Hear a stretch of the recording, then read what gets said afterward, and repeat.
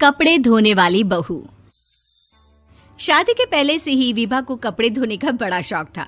कभी नल के नीचे तो कभी तालाब के पास। अरे मेरी नीली वाली लुंगी नहीं दिख रही है। विभा की अम्मा, कहाँ रखी है लुंगी? अरे वो तो विभा ने परसों ही धोकर रखी थी आपकी अलमारी में, देखो वहीं होगी। वो ना मैंने आज धो दी, मुझे लगा कि गंदी हो गई होगी। अरे कैसे गंदी हो गई थी? उसे तो मैंने पहना भी नहीं। हे भगवान, इस लड़की के कपड़े धोने की आदत से परेशान हो गया हूँ मैं। जितना तो घर में राशन नहीं आता, उससे कहीं ज्यादा डिटर्जेंट पाउडर का खर्चा है। इसकी शादी करवा दो, शादी।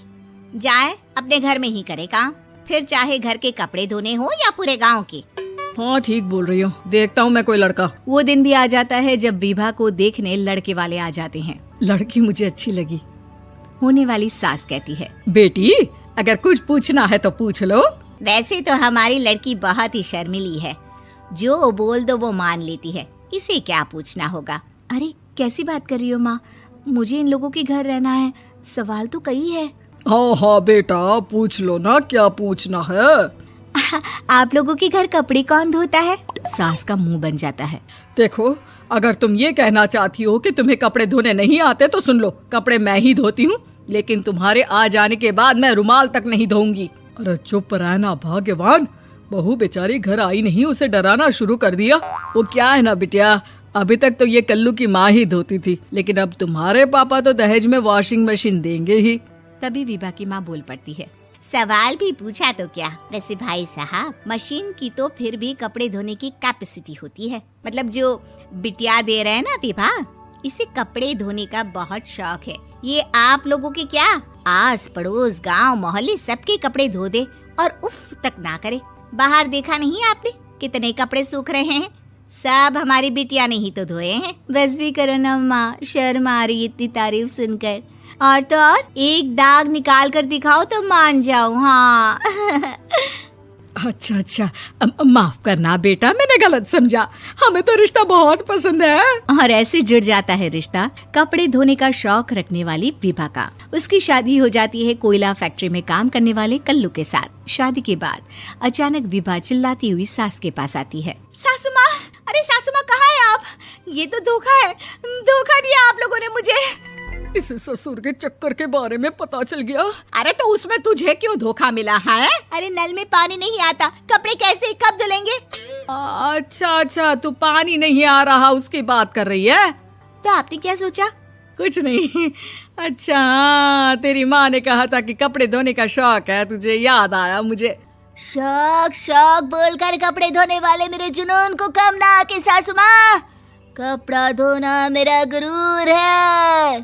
तभी पति भी वहाँ आ जाता है। अभी मैंने इसे सनी देओल की फिल्म दिखाई है, उसी के डायलॉग मार रही है माँ। अच्छा सुन, साफ साफ बता रही हूँ, पानी सुबह 4 से 6 और शाम को 10 से 12 आता है, समझी? विभा टाइमिंग सुनकर हैरान हो जाती है। ये क्या भूतों का मोहल्ला है? सुबह 4 बजे उठकर कौन कपड़े धोता है? 4 बजे टंकी में पानी जाता है, फिर सारा दिन धोना ना, किसने मना किया? अरे कैसी बात कर रही हैं? 200 लीटर की टंकी में कितने कपड़े धो लूंगी मैं? सुबह ही उठ जाऊंगी मैं। अब क्या था, विभा सुबह 4 से लेकर रात के 12 बजे तक कपड़े ही धोती रहती। एक रोज सास पड़ोस से निकलकर कहीं जा रही होती है कि साथ वाली कहती है, हाँ कल्लू की माँ, जरा ये बताओ कि 2 साड़ी है, 2 ब्लाउज और एक पेटीकोट और एक नाड़े वाला लंबा कच्छा। हाँ तो? अरे तो क्या, कितना लोगी धुलाई ये बताओ। धोबन दिख रहे हैं हम क्या? हमारे पति सरकारी नौकरी से अभी रिटायर हुए हैं और बेटा सुपरवाइजर है कोयला फैक्ट्री में। धोबन समझ रखा है हमें? हाय रे कल्लू की अम्मा, माफ कर दो, वो तो मोहल्ले में यही सब बता रहे थे कि तुमने बहू को कपड़ा धुलवाने के काम में लगा दिया है। सास को पड़ोसन की बात सुनकर गुस्सा आ जाता है। वो घर पहुंचती है जहां घर के बाहर ही इतने सारे कपड़े सूख रहे होते हैं जितने कि किसी धोबन के घर पर। अरे ओ कल्लू की दुल्हन, बाहर निकल। माँ जी यहीं आ जाओ, बाथरूम में चादर धो रहे हैं हम। अरे अभी हम धोते हैं, तुमको बाहर निकलो। ये आस पड़ोस वाले बोल रहे हैं कि हम बहू से कपड़े धुलवा कर उसे कपड़ा धोने वाली बना दिए हैं। अरे छोड़ो ना माँ जी, किन लोगों की बातों में आती हो? आस पास के लोगों का तो काम ही होता है कि वो किसी तरह सास बहू को लड़ा दे। बहू सारे घर के कपड़े धोती है, ये क्या कम है? बोलिए। सास को भी लग जाता है कि वो बहू का ये सनकीपन नहीं छुड़वा सकती, इससे अच्छा है कि खुद ही चुप हो जाए। एक रोज सास और बहू मंदिर जाते हैं, जहाँ सास की साड़ी वहाँ खड़ी भीख मांगने वाली से मिलती है। माँ जी क्या बात है, आपकी साड़ी उस भिखारन से कितनी मिल रही है ना? हाँ हाँ देखो तो दोनों की साड़ी मिल रही है। क्या बात है कल्लू की अम्मा, तुम खुद को तो अफसर की बीवी बताती हो और ऐसी सिंपल सी प्लेन साड़ी पहनकर घूमती हो। सिंपल और प्लेन नहीं है ये साड़ी। तो क्या सोने के धागे से फूल बने हैं? कुछ भी सासू माँ, कुछ भी। हाँ बने थे इस साड़ी में सोने के धागे से फूल। मेरे पति लेकर आए थे मद्रास से स्पेशली मेरे लिए 10,000 की। है भाई साहब इस भिखारन के लिए भी सेम टू सेम साड़ी लेकर आए होंगे 10,000 की।